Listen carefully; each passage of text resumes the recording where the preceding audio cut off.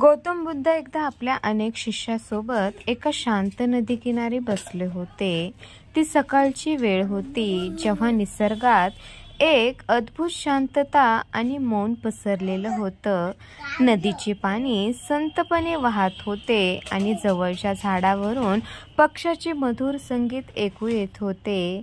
या शांत वातावरणातही अनेक शिष्याचे मन भूतकाळातील चिंता, भविष्याच्या शंका आणि वर्तमानातील विचारांच्या वादळात अडकलेले होते. बुद्धांनी त्यांच्याकडे पाहिलं आणि एक स्मित केलं. त्यांनी जमिनीवरील एक सुकलेलं पिवळं पान अगदी हळुवारपणे उचललं आणि शिष्यांना दाखवलं. बुद्ध म्हणाले, "हे पहा, हे पान तुटून खाली पडलं नाही. हे खाली पडलं कारण झाडाने त्याला सोडून दिलं. झाडाला कळले की या पानाची वेळ पूर्ण झाली आहे. ते आता नवे नाही. जर झाडाने त्याला पकडून ठेवलं असतं तर ते पान तसेच लटकले असतं, पण त्याची सुंदरता आणि जिवंतपणा नष्ट झाला असता आणि ते संपूर्ण झाडालाही जड झाले असते."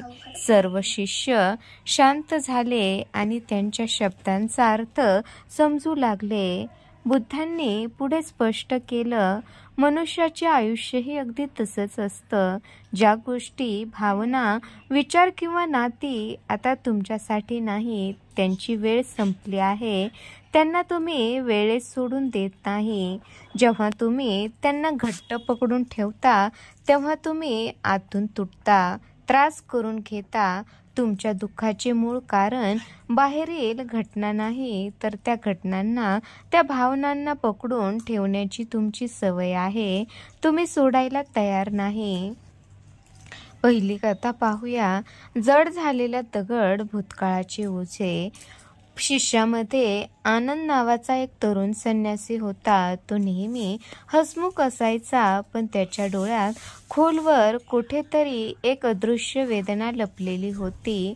त्याने हात जोडले आणि नम्रपणे म्हणाला, "भगवान, माझा भूतकाळ खूप वेदनांनी भरलेला आहे.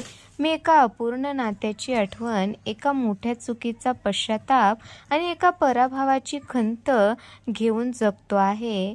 मी प्रयत्न करतो, पण या गोष्टी मला वारंवार त्रास देतात, माझ्या ध्यानात अडथळे निर्माण करतात. मला समजले आहे की त्यांना सोडायला हवे, पण मी सोडू शकत नाही."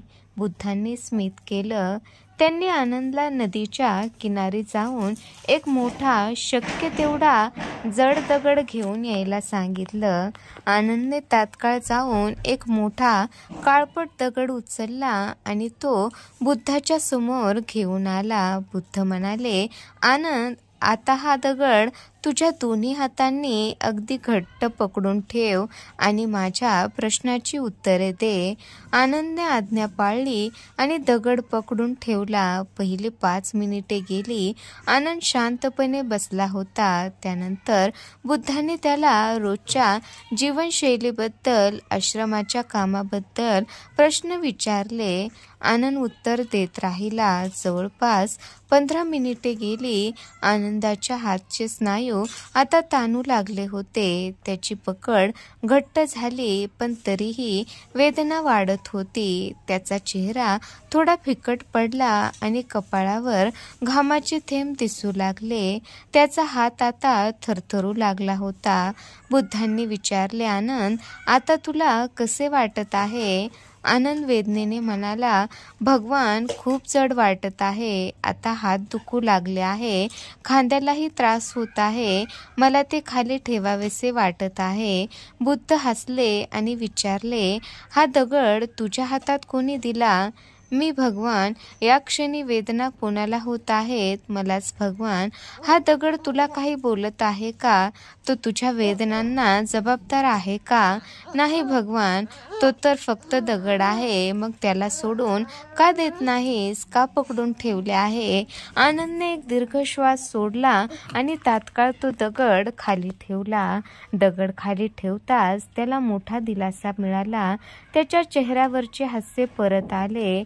बुद्ध म्हणाले, "आनंद, तुझे दुःख, तुझा पश्चाताप, तुझ्या अपूर्ण नात्याची आठवण, हे सर्व या दगडासारखेच आहे.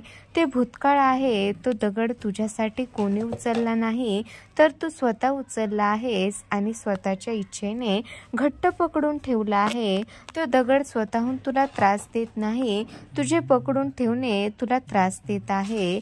जोपर्यंत तू भूतकाळाचे हे ओझे पकडून ठेवशील, तोपर्यंत तुझ्या वर्तमानातील हात म्हणजे मन नेहमी जड राहतील आणि जोपर्यंत हात जड असतील तोपर्यंत तू वर्तमान आनंदाने जगू शकणार नाहीस.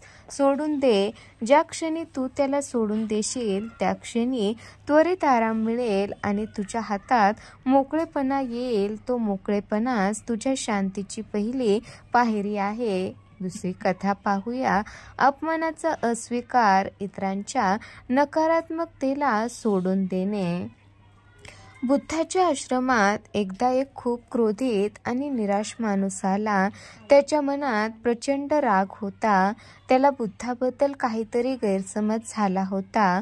तो माणूस बुद्धासमोर उभा राहिला आणि त्याने अपशब्द, शिव्या आणि अपमानजनक शब्द बोलायला सुरुवात केली. तो माणूस बराच वेळ बोलत राहिला. त्याचे शरीर रागाने थरथरत होते, पण बुद्ध शांतपणे बसून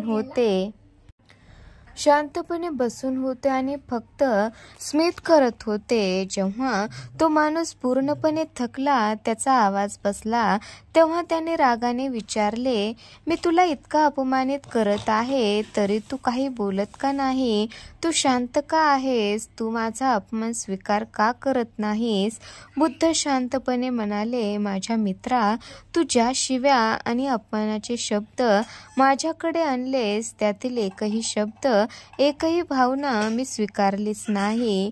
तो माणूस गोंधळला. काय म्हणालात?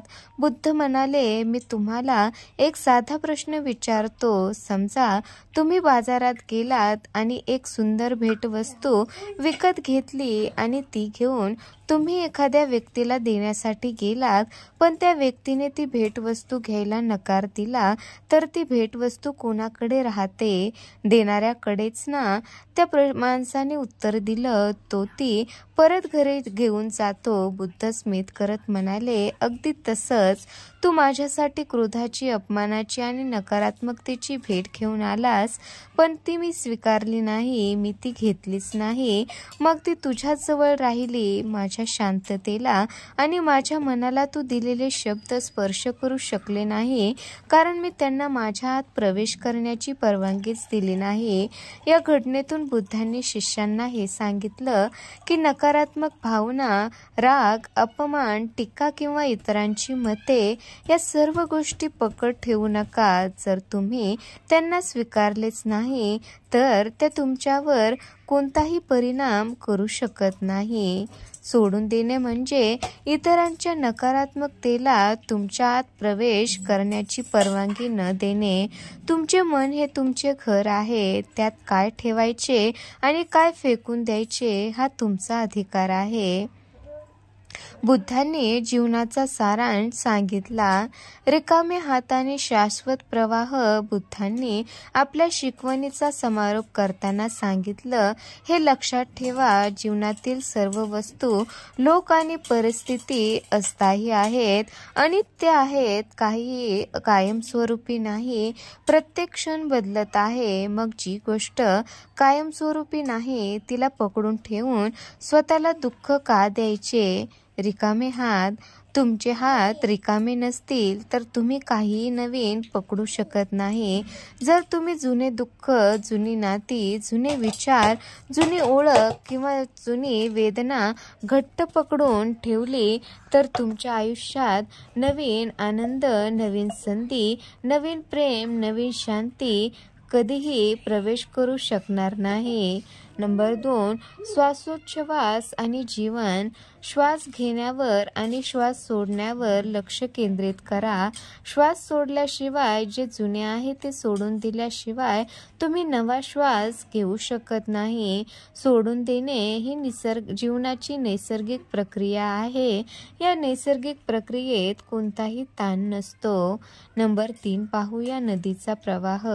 जीवनाच्या नदीला अडवू नका. तिला तिच्या स्वाभाविक गतीने वाहू द्या. ज्या क्षणी तुम्ही नियंत्रणाची आणि पकडून ठेवण्याची जिद्द सोडता त्या क्षणी ही नदी आपले मार्ग स्वतःच साफ करते, अनावश्यक गोष्टी स्वतःच वाहून लावते आणि सर्व काही आपोआप ठीक होतं. बुद्धांनी आनंदला आणि इतर शिष्यांना उपदेश दिला की सोडून देणे, त्याग करणे ही सर्वात मोठी शक्ती आहे, कारण जो सोडून देऊ शकतो तो कोणत्याही बंधनात अडकून राहत नाही. यातून निष्कर्ष असा निघतो, सोडून द्या तुमच्या चुका, अपूर्ण स्वप्ने, भीती आणि इतरांकडून असलेल्या अपेक्षा. विश्वास ठेवा प्रकृतीवर, जीवनाच्या नैसर्गिक प्रवाहावर आणि तुमच्या आंतरिक सामर्थ्यावर. पहा, ज्या क्षणी तुम्ही पकड सोडता त्या क्षणी तुमच्या आत आणि बाहेर शांतीचा, आनंदाचा आणि मोकळेपणाचा अनुभव सुरू होतो. आणि हेच खरे पावणे आहे. जेव्हा तुम्ही सोडता तेव्हाच तुम्हाला कळते की तुम्ही कधीच पकडलेले नव्हते, तुम्ही फक्त पकडून ठेवलेले होते. तर मित्रांनो, काय वाटतं तुम्हाला या बुद्धाच्या संदेशाबद्दल? नक्की कमेंट करून कळवा आणि अशाच नवनवीन अर्थपूर्ण कथा ऐकण्यासाठी आपल्या चॅनलला नक्की सबस्क्राईब करा.